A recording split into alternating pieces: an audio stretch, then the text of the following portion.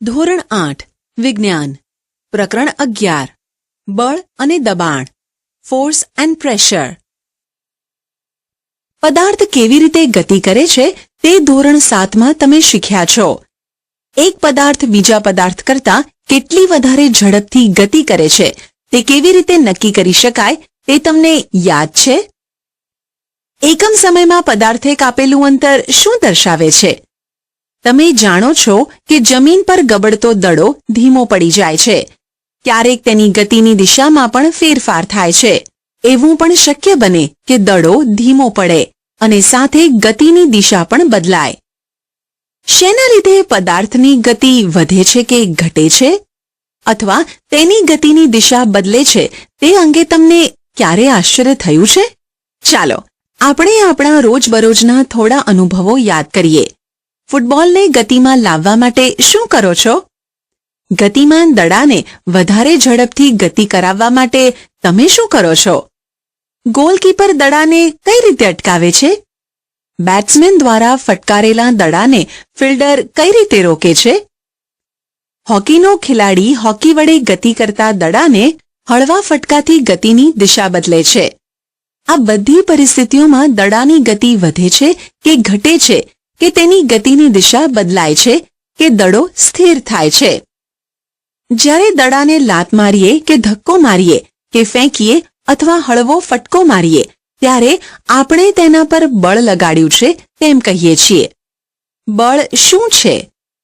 જ્યારે તે વસ્તુઓ પર લાગે છે ત્યારે શું કરી શકે છે?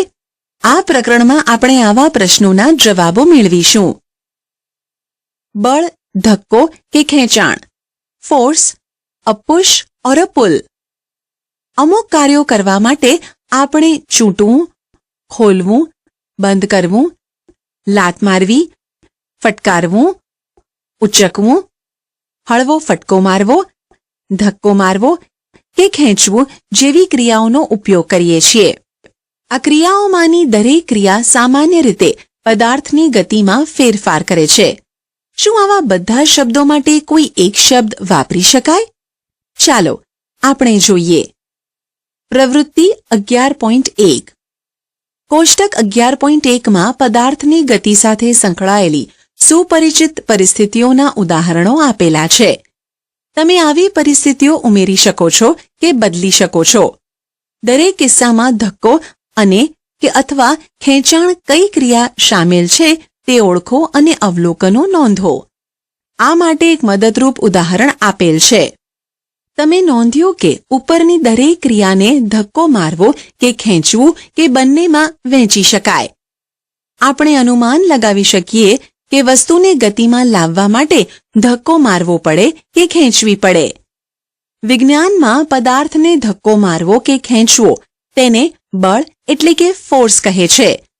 આ પરથી કહી શકાય કે બળ લગાડવાથી વસ્તુઓ ગતિમાં આવે છે. બળ ક્યારે અસ્તિત્વમાં આવે છે? ચાલો આપણે જોઈએ. ધોરણ 6માં હું શીખ્યો હતો કે ચુંબક લોખંડના ટુકડાને પોતાની તરફ આકર્ષે છે. શું આ આકર્ષણ એ ખેંચાણ છે? બે ચુંબકના સમાન ધ્રુવો વચ્ચે થતા અપાકર્ષણ વિશે શું કહી શકાય? શું તે ખેંચાણ કે ધક્કો છે? બળો આંતરક્રિયાને કારણે ઉદ્ભવે છે. Forces are due to an interaction. ધારો કે એક વ્યક્તિ સ્થિર કારની પાછળ ઊભો છે. તે વ્યક્તિની માત્ર હાજરીના કારણે કાર ગતિમાં આવશે? ધારો કે વ્યક્તિ કારને હવે ધક્કો મારવાનું શરૂ કરે છે એટલે કે તે તેના પર બળ લગાડે છે. લગાડેલા બળની દિશામાં કાર ગતિ કરી શકે. નોંધો કે કારને ગતિમાં લાવવા માટે વ્યક્તિએ કારને ધક્કો મારવો પડે છે.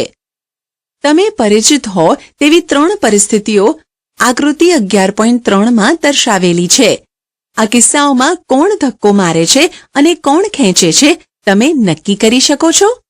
આકૃતિ 11.3aમાં બંને છોકરીઓ એકબીજાને ધક્કો મારતી દેખાય છે, જ્યારે આકૃતિ 11.3bમાં એકબીજીને ખેંચતી દેખાય છે.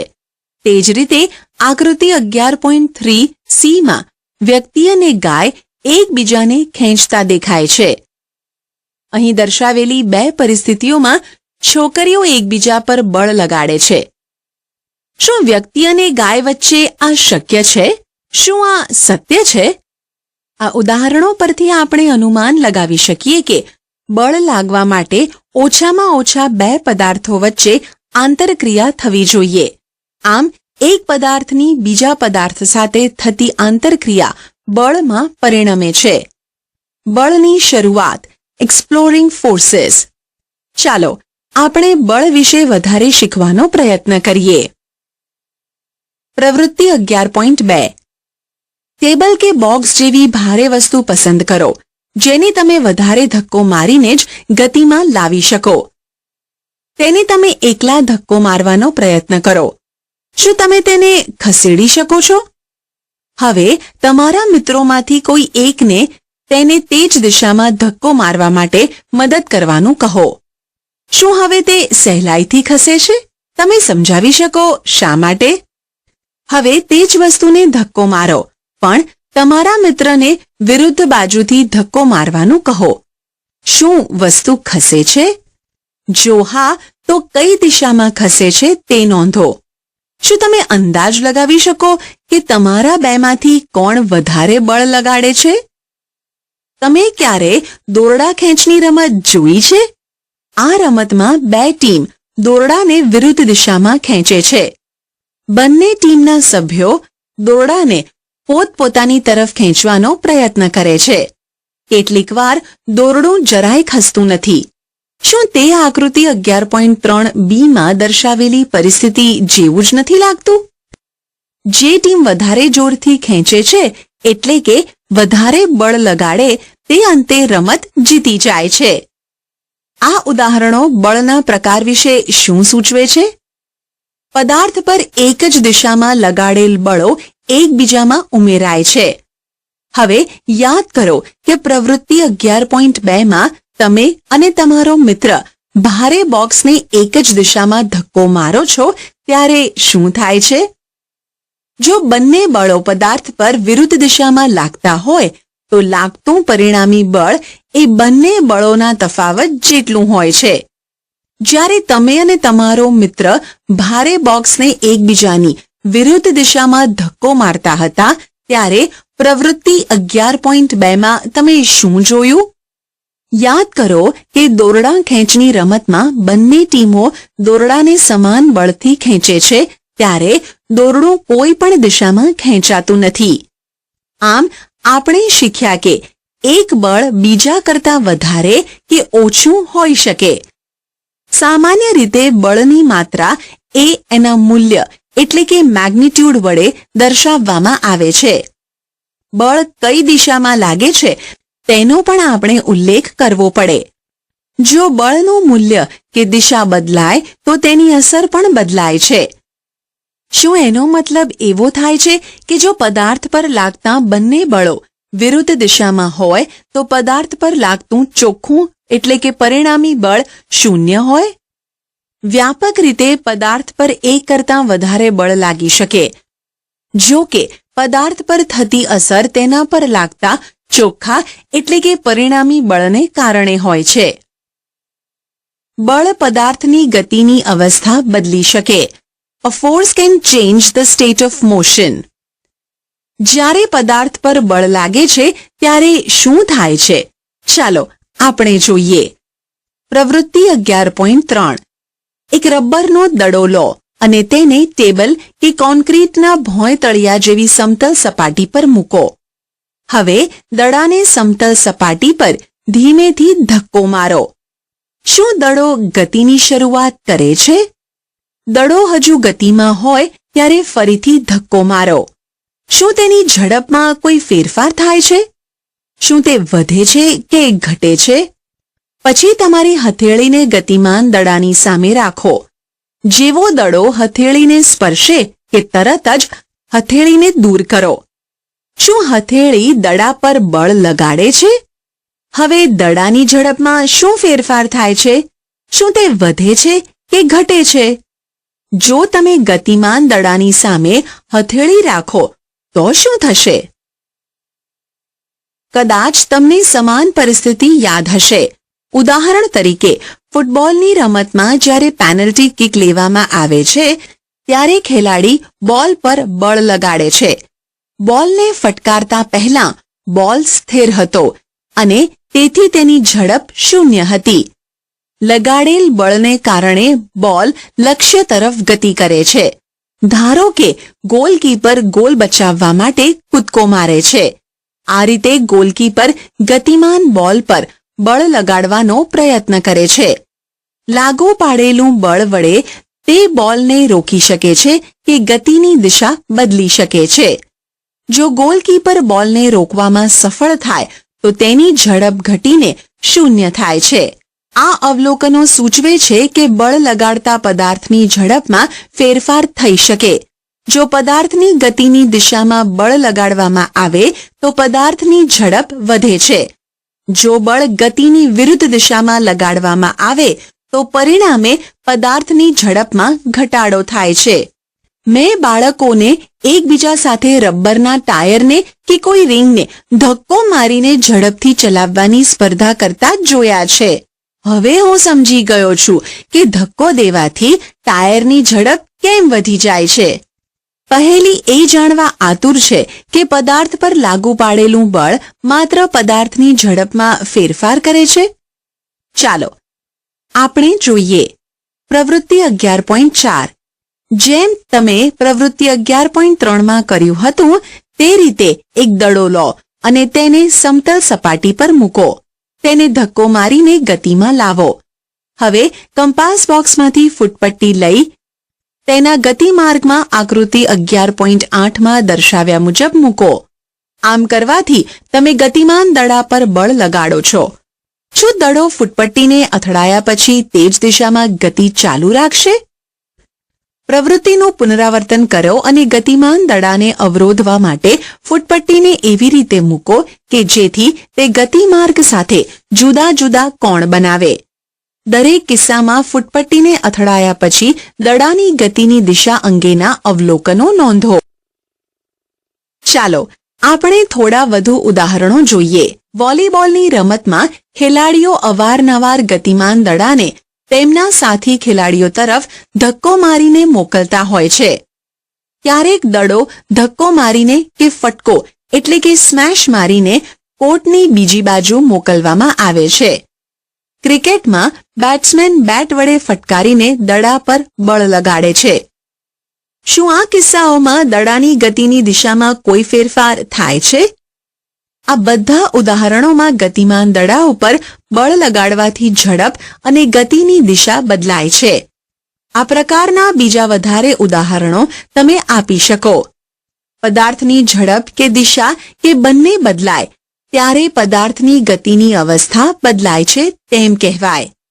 આમ પદાર્થ પર લાગતું બળ પદાર્થની ગતિની અવસ્થામાં ફેરફાર કરે છે. ગતિની અવસ્થા. પદાર્થની ગતિની અવસ્થા તેની ઝડપ અને ગતિની દિશા દ્વારા વર્ણવવામાં આવે છે. સ્થિર અવસ્થાને શૂન્ય ઝડપવાળી અવસ્થા ગણવામાં આવે છે. પદાર્થ સ્થિર હોય કે ગતિમાં હોય બંને ગતિની અવસ્થા કહેવાય છે. શું આનો મતલબ એવો થાય કે બળ હંમેશા પદાર્થની ગતિની અવસ્થામાં ફેરફાર કરશે? ચાલો આપણે શોધીએ. આપણો સામાન્ય અનુભવ છે કે ઘણી વખત બળને કારણે પદાર્થની ગતિની અવસ્થા બદલાતી નથી.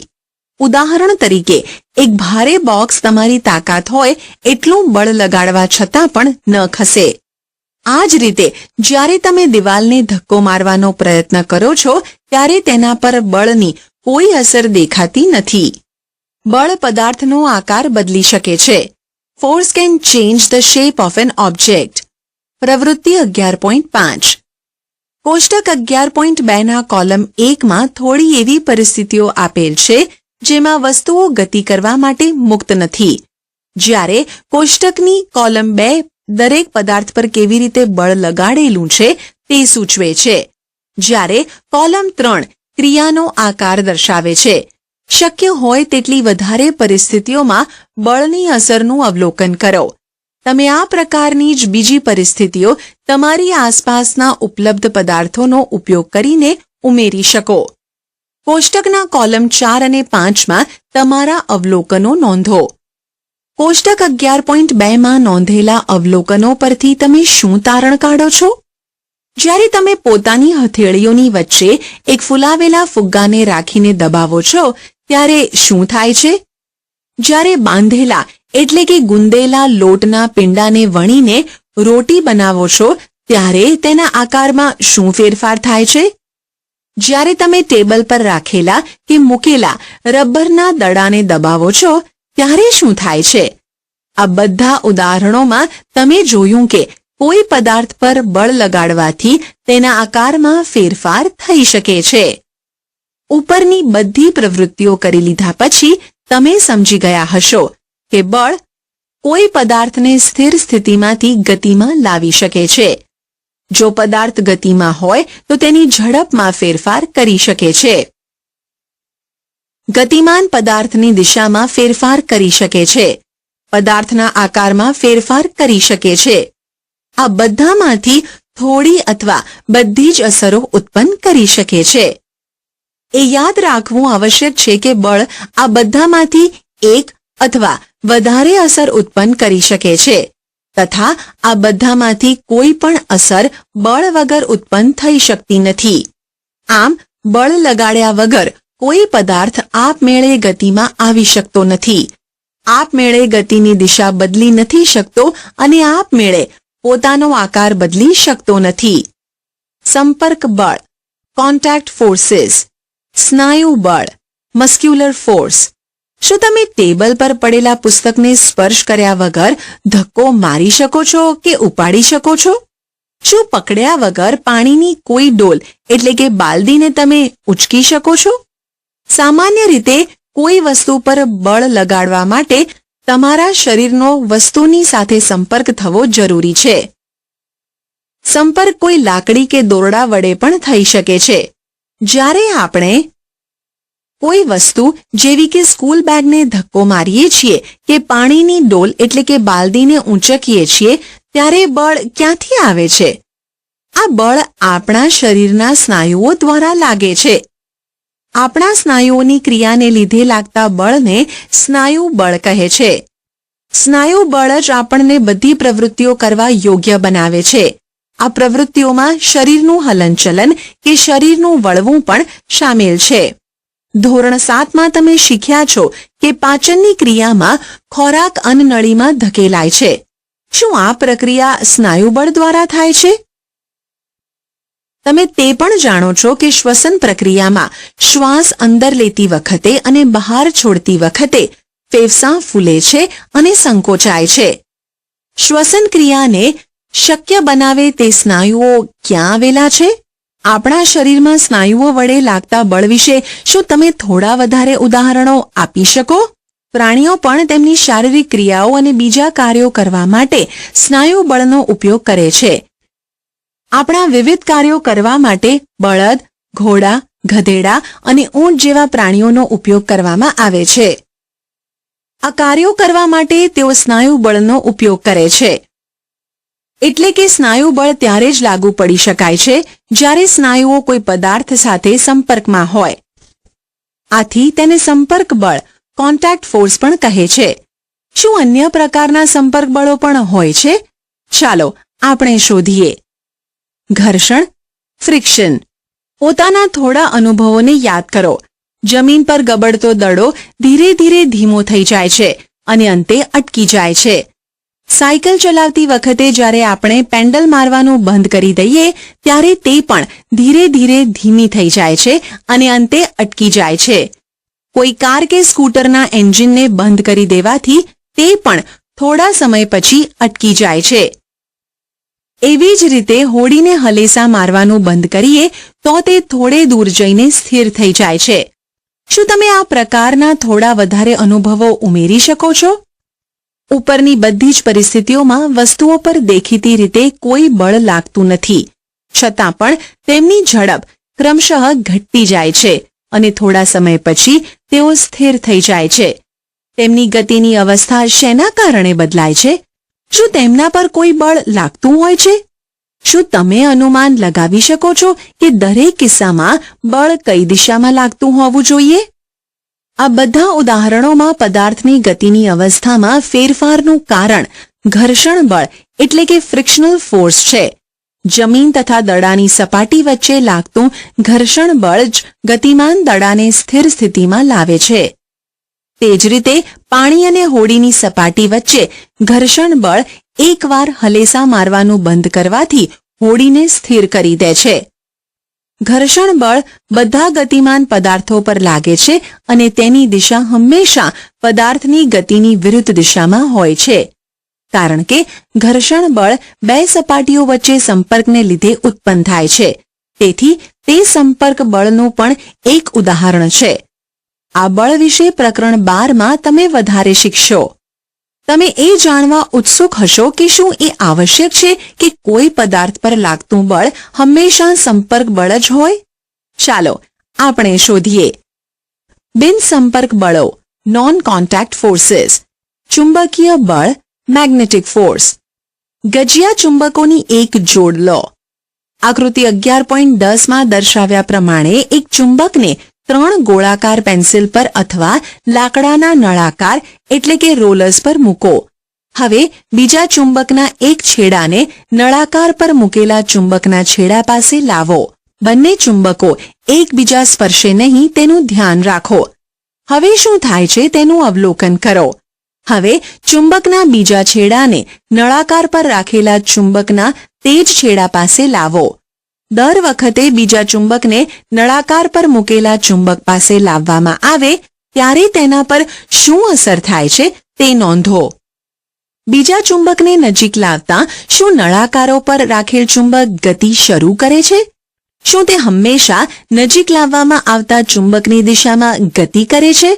આ અવલોકનો શું સૂચવે છે? શું એનો અર્થ એવો થાય કે બે ચુંબકો વચ્ચે કોઈ બળ ચોક્કસ લાગતું હોવું જોઈએ? ધોરણ 6માં તમે શીખ્યા છો કે બે ચુંબકના સમાન ધ્રુવો એકબીજાને અપાકર્ષે છે અને અસમાન ધ્રુવો એકબીજાને આકર્ષે છે.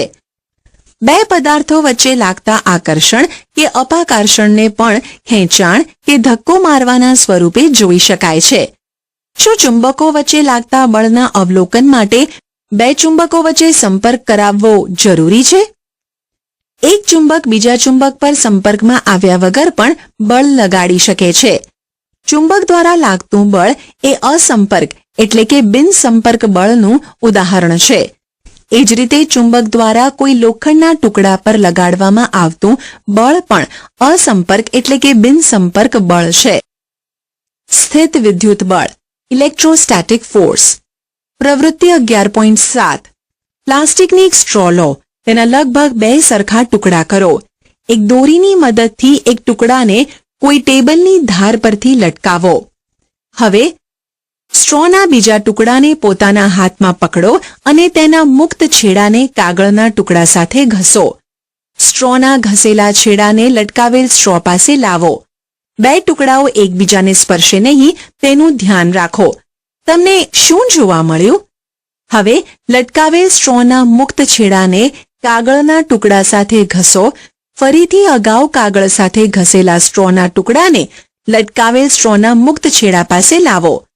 હવે તમે શું જુઓ છો? સ્ટ્રોને કાગળના ટુકડા સાથે ઘસવાથી સ્ટ્રો સ્થિત વિદ્યુત ભાર પ્રાપ્ત કરે છે તેમ કહેવાય. આવી સ્ટ્રો એ વિદ્યુત ભારિત પદાર્થનું ઉદાહરણ કહેવાય. એક વિદ્યુત ભારિત પદાર્થ વડે બીજા વિદ્યુત ભારિત કે વિદ્યુત ભાર રહિત પદાર્થ પર લાગતા બળને સ્થિત વિદ્યુત બળ કહે છે. બે પદાર્થો સંપર્કમાં ન હોય ત્યારે પણ આ બળ અસ્તિત્વમાં આવે છે. તેથી સ્થિત વિદ્યુત બળ એ અસંપર્ક બળનું અન્ય ઉદાહરણ છે. તમે પ્રકરણ 15માં વિદ્યુત ભારો વિશે વધુ શીખશો. ગુરુત્વાકર્ષણ બળ, ગ્રેવિટેશનલ ફોર્સ. તમે જાણો છો કે કોઈ સિક્કો કે પેન તમારા હાથમાંથી છટકી જાય તો તે જમીન તરફ પડે છે. વૃક્ષથી અલગ થયા પછી પાંદડાઓ અને ફળ પણ જમીન તરફ જ પડે છે. શું તમને ક્યારેય આશ્ચર્ય થયું છે કે આવું શા માટે થાય છે? જ્યારે સિક્કો તમારા હાથમાં પકડેલો હોય છે ત્યારે તે સ્થિર અવસ્થામાં હોય છે.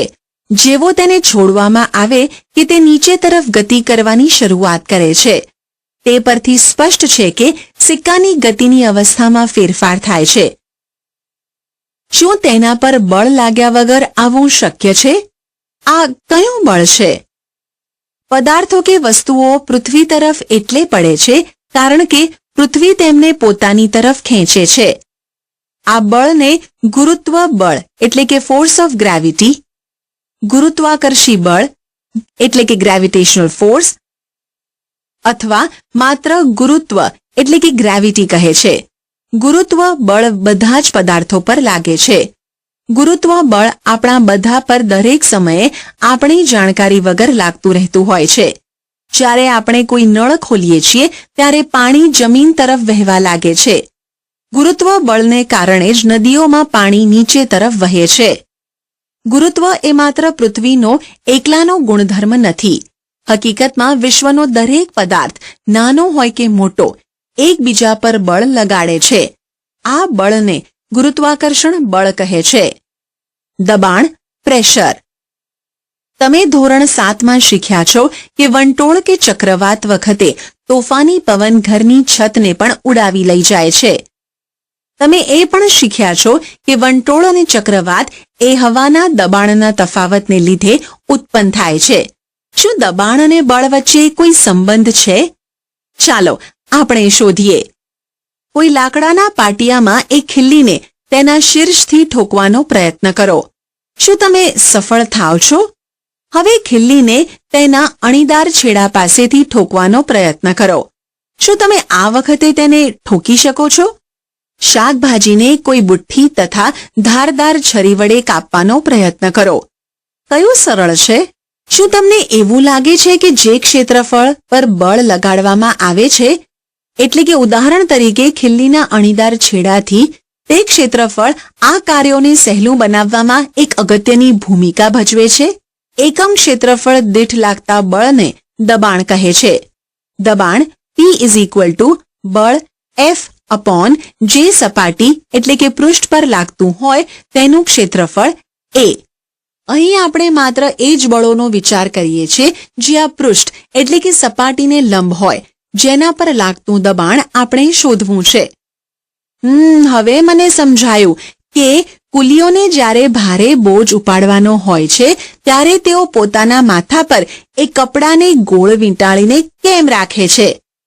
આમ કરીને તેઓ પોતાના માથા સાથે બોજના સંપર્ક ક્ષેત્રફળને વધારી દે છે.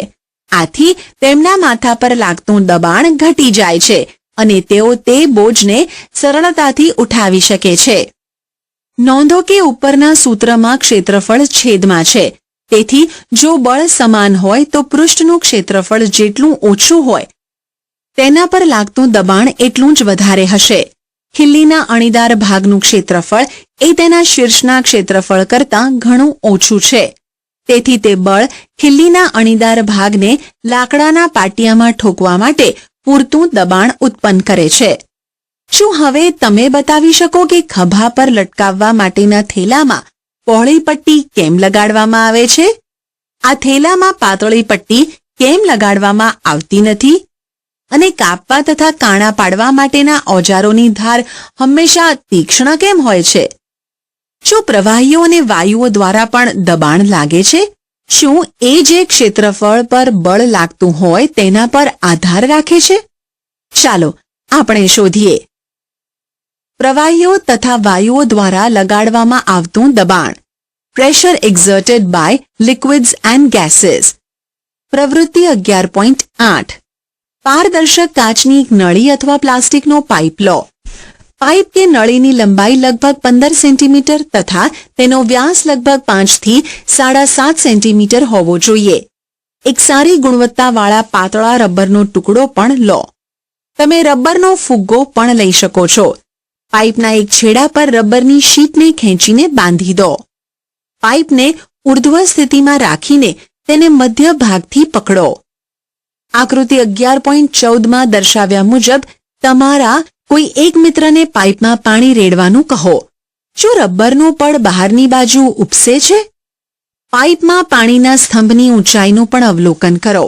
પાઇપમાં થોડું વધારે પાણી રેડો. રબરના પડના ઉપસેલા ભાગનું તથા પાઇપમાં પાણીના સ્તંભની ઊંચાઈનું ફરીથી અવલોકન કરો. આ પ્રક્રિયાનું થોડી વધારે વખત પુનરાવર્તન કરો. શું તમે રબરના પડના ઉપસેલા ભાગ અને પાઇપમાં પાણીની ઊંચાઈના સ્તંભ વચ્ચે કોઈ સંબંધ જોઈ શકો છો? પ્રવૃત્તિ 11.9 પ્લાસ્ટિકની એક બોટલ લો. તમે પાણી કે સોફ્ટ ડ્રિંકની વપરાયેલી કોઈ બોટલ લઈ શકો છો. આકૃતિ 11.15માં દર્શાવ્યા પ્રમાણે બોટલના તળિયા પાસે થોડા સેન્ટીમીટર લાંબી એક નળાકાર નળી એટલે કે ટ્યુબ બેસાડો કે લગાડો. એવું કરવા માટે કાચની ટ્યુબના એક છેડાને થોડું ગરમ કરો અને પછી તરત જ બોટલના તળિયાની પાસે તેને દાખલ કરો એટલે કે ઘુસાડી દો. જોડાણ સાંધા પાસે પાણી લીક થતું નથી તેનું ધ્યાન રાખો. જો પાણી લીક થતું હોય તો તેને પીગળાવેલા મીણથી સીલ કરો. કાચની નળીના મોઢાને પ્રવૃત્તિ 11.8 અનુસાર એક પાતળી રબર શીટ વડે બંધ કરો. હવે બોટલને પાણીથી અડધી ભરો. તમે શું જુઓ છો? આ સમયે કાચની નળીના મોઢા પર લગાડેલી રબરની શીટ કેમ ફૂલી જાય છે? બોટલમાં થોડું વધારે પાણી રેડો. શું રબરની શીટના ઉપસેલા ભાગમાં કોઈ ફેરફાર થાય છે? નોંધો કે રબરની શીટને પાત્રના એટલે કે બોટલના તળિયે નહીં પરંતુ બાજુમાં એટલે કે દિવાલમાં લગાડવામાં આવે છે. શું આ કિસ્સામાં રબરની શીટનું ફૂલવાનું દર્શાવે છે કે પાણી પાત્રની દિવાલો પર પણ દબાણ લગાડે છે? ચાલો તેની વધારે તપાસ કરીએ. પ્રવૃત્તિ 11.10 પ્લાસ્ટિકની એક ખાલી બોટલ અથવા એક નળાકાર પાત્ર લો. તમે ટેલ્કમ પાવડરનો ખાલી ડબ્બો કે સોફ્ટ ડ્રિંકની પ્લાસ્ટિકની બોટલનો ઉપયોગ કરી શકો છો. બોટલના તળિયા પાસે ચારેય દિશામાં 4 છિદ્ર કરો. ધ્યાન રાખો કે આ છિદ્રો તળિયાથી સમાન ઊંચાઈ પર હોય. હવે બોટલને પાણીથી ભરો. તમે શું અવલોકન કરો છો? શું છિદ્રોમાંથી નીકળતું પાણી બોટલથી સમાન અંતરે પડે છે? આ શું દર્શાવે છે? હવે તમે કહી શકો કે પ્રવાહી પાત્રની દિવાલ પર દબાણ લગાડે છે. પાણી પૂરું પાડતી પાઇપોના લીક થતા જોડાણો કે છિદ્રોમાંથી મેં પાણીના ફુવારાઓ બહાર આવતા જોયા છે. શું તે પાણી દ્વારા પાઇપની દિવાલો પર લગાડવામાં આવતા દબાણને કારણે નથી? શું વાયુઓ પણ દબાણ લગાડે છે? શું તેઓ પણ જે પાત્રમાં ભર્યા હોય તેની દિવાલો પર દબાણ લગાડે છે? ચાલો આપણે શોધીએ. તમે જ્યારે કોઈ ફુગ્ગાને ફૂલાવો છો તો તેના મોંને કેમ બંધ કરવું પડે છે? જો કોઈ ફૂલાવેલા ફુગ્ગાના મોંને ખોલી દઈએ તો શું થાય? માની લો કે તમારી પાસે એક એવો ફુગ્ગો છે જેમાં કાણું એટલે કે છિદ્ર છે. શું તમે તેને ફૂલાવી શકશો? જો નહીં તો કેમ? શું આપણે કહી શકીએ કે હવા બધી દિશાઓમાં બળ લગાડે છે? યાદ કરો કે જો સાયકલની ટ્યુબમાં પંચર પડે તો તેની અંદરની હવાનું શું થાય છે? શું આ અવલોકનો સૂચવે છે કે હવા કોઈ ફૂલાવેલા ફુગ્ગા કે સાયકલની ટ્યુબની અંદરની દિવાલો એટલે કે સપાટી પર દબાણ લગાડે છે? આમ આપણે જોયું કે વાયુઓ પણ જે પાત્રમાં ભર્યા હોય તેની દિવાલો પર દબાણ લગાડે છે. 11.10 વાતાવરણનું દબાણ એટમોસ્ફિયરિક પ્રેશર. આપણે જાણીએ છીએ કે આપણી ચારેય બાજુ હવા છે. આ આવરણને વાતાવરણ કહે છે. વાતાવરણની હવા એ પૃથ્વીની સપાટીથી ઉપર ઘણા વધારે કિલોમીટરો સુધી ફેલાયેલી હોય છે. આ હવા વડે લાગતા દબાણને વાતાવરણનું દબાણ કહે છે. આપણે જાણીએ છીએ કે એકમ ક્ષેત્રફળ દીઠ લાગતા બળને દબાણ કહે છે. જો આપણે એકમ ક્ષેત્રફળની કલ્પના કરીએ અને તેના પર એક હવાથી ભરેલો લાંબો નળાકાર ઉભેલો વિચારીએ તો આ નળાકારમાં હવાનું વજન એ વાતાવરણના દબાણ જેટલું હશે. પરંતુ વાતાવરણનું દબાણ કેટલું વધારે કે ઓછું હોય છે? ચાલો આપણે તેના મૂલ્યો વિશે ખ્યાલ મેળવીએ. પ્રવૃત્તિ 11.11 એક સારી ગુણવત્તાવાળા રબરનું એક ચૂસક એટલે કે સકર લો. તે એક રબરના નાના કપ જેવો દેખાય છે. તેને કોઈ લીસી સમતલ સપાટી પર જોરથી દબાવો. શું તે સપાટી સાથે ચોંટી જાય છે? તેને ખેંચીને સપાટીથી ઉખેડવાનો પ્રયત્ન કરો. શું તમે આ કરી શકો છો? જ્યારે તમે ચૂસકને દબાવો છો ત્યારે કપ તથા સપાટી વચ્ચેની મોટા ભાગની હવા બહાર નીકળી જાય છે. ચૂસક પર વાતાવરણનું દબાણ લાગે છે, તેથી તે સપાટી સાથે ચોંટી જાય છે. ચૂસકને સપાટીથી ખેંચીને અલગ કરવા લાગુ પાડેલ બળ એટલું પૂરતું હોવું જોઈએ જેથી તે વાતાવરણના દબાણને પાર કરી શકે.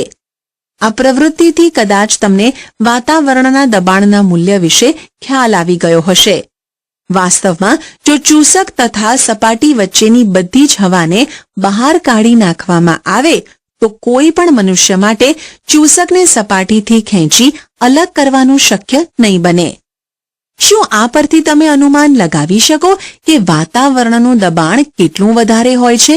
એક 15 સેન્ટીમીટર ગુણ્યા 15 સેન્ટીમીટર ક્ષેત્રફળ અને વાતાવરણની ઊંચાઈ જેટલા સ્તંભમાં હવાનું વજન લગભગ 225 કિલોગ્રામ એટલે કે 2250 ન્યૂટન દળના કોઈ પદાર્થના વજન જેટલું હોય છે. આ વજનની નીચે આપણે દબાઈને કચડાઈ કેમ નથી જતા? એનું કારણ એ છે કે આપણા શરીરની અંદરનું દબાણ પણ વાતાવરણના દબાણ જેટલું હોય છે અને તે બહારના દબાણને નાબૂદ કરી દે છે. શું તમે જાણતા હતા?